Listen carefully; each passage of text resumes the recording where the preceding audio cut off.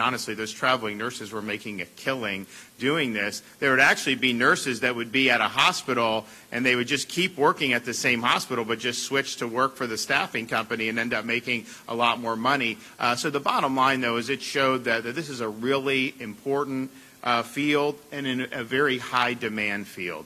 And so this is something that we take seriously. How could I not? My mother was a nurse for over 40 years, so trust me, we understand in my household how important it is. And so throughout all this, when COVID first hit, we were working to make sure we could strategically assist with personnel as we could. Obviously, the hospitals and the medical facilities were able to plan for future waves, and they were able to make those decisions, and we were supportive of them. But we also did more than any other state to protect the jobs of our nurses against mandates. And you had a situation, you had a situation where many of these nurses had already had COVID, okay? They are on the front lines. They are dealing with patients. And not just people that are working in a COVID unit. You have people that are dealing with a whole bunch of patients. And as many of you know, these patients could come in for something else, and some of them had COVID, not serious COVID, but they could still. So you had a lot of nurses that ended up have already had it. Probably higher percentage of nurses had it than many other things in the population. And you had a lot of them, particularly a lot of the female nurses in their 20s, 30s, they didn't want to have to do the vax, particularly since they already had immunity. And so we called a special session of the legislature last year, and we said, you know what, in Florida, you shouldn't have to choose between your job and getting a jab that you may not like. And so we signed that into law.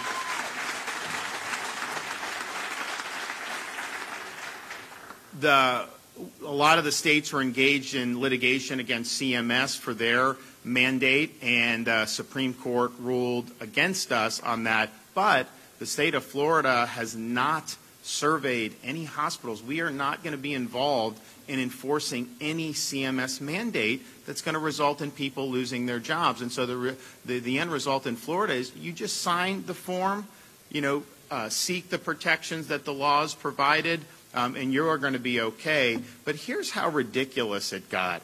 There were some states that were forcing COVID vax on nurses. And so some of them left their jobs because they didn't want to do it. But then you all of a sudden had surges for whatever reason, and the hospitals were shorthanded.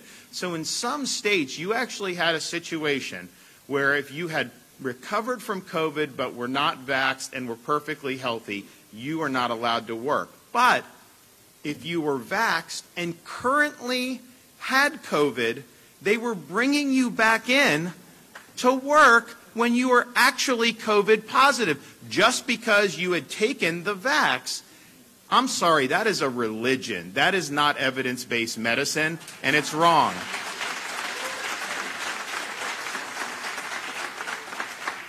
So we are supportive of that across the board. I mean, we did that for every employee in Florida because we realized how significant it is. I mean, people shouldn't have to worry about putting food on the table based off this issue. But particularly, it was so unbelievably counterproductive to impose that on medical personnel, and that exacerbated a lot of the shortages throughout the rest of the country. Well, fortunately, Florida, we're happy to lead and we're happy to stand strong. Now, today, we're here to announce this is National Nurses Month.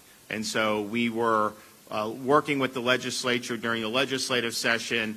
We've been going through the budget, and there's a lot of different things that get put into a budget. Some of it is good. Some of it may be more questionable. Some of it is something that I will pass on.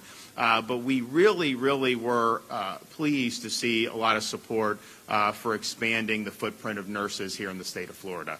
And so today we're going to be able to say that in the budget, we're going to have, just with two really significant programs, an additional $125 million of support. And one...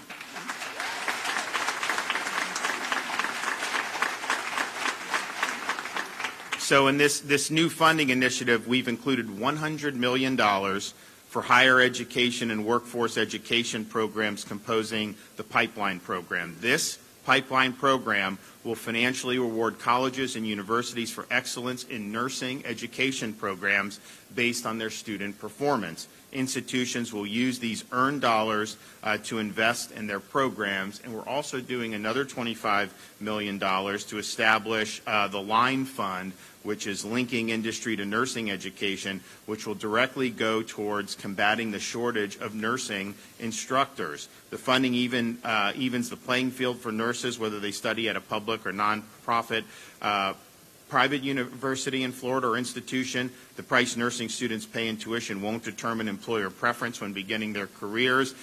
These funds will actually be matched dollar for dollar by healthcare providers. And so we already have a huge amount of interest in this program. So the $25 million, that is going to go very quickly because it's important that these hospitals and these health systems see the ability to expand their workforce. And if they put in $1, we invest $1, and everybody wins. And so we're really excited about that.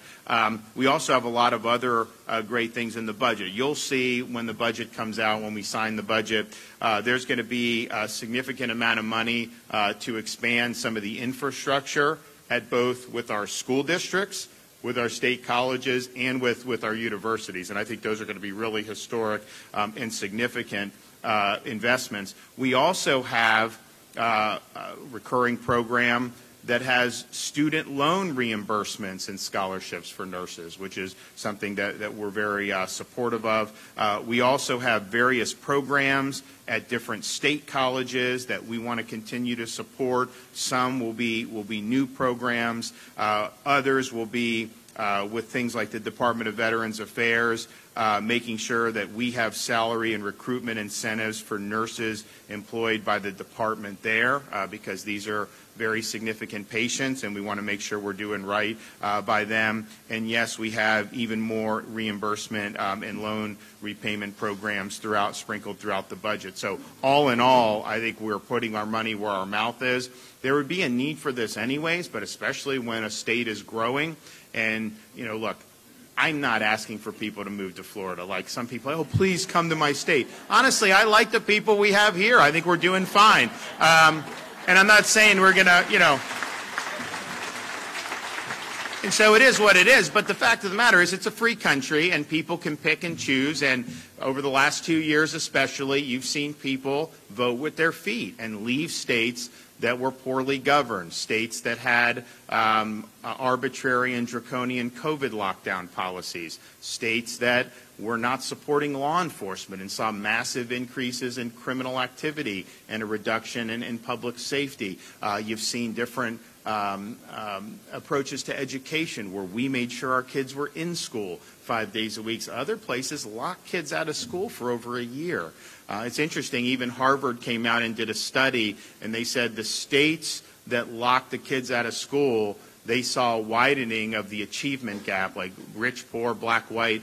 They saw it get worse. In Florida, there was no change for the worse because we had kids in school. So you saw a bunch of reasons, and then people do vote with their feet. So that's just the reality. It's a free country. People say, could you do like an immigration program for Florida for other people?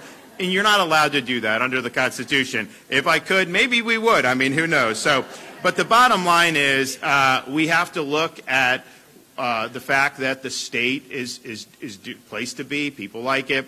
So the demand for nursing, I think, is nationwide. But for us, it's even going to be more acute. And so these really historic investments is our way of getting out ahead of this, making sure that we're able to fill these positions. And as I mentioned, just coming from a family where my mother did it for 40 years, you will make a huge impact on a lot of people. Particularly when they have difficult circumstances to deal with. They will always remember, to have somebody there who was attentive and caring for them at some of their most vulnerable moments. So I just want to say on behalf of the state of Florida, thank you to all the nurses in our state for what you do.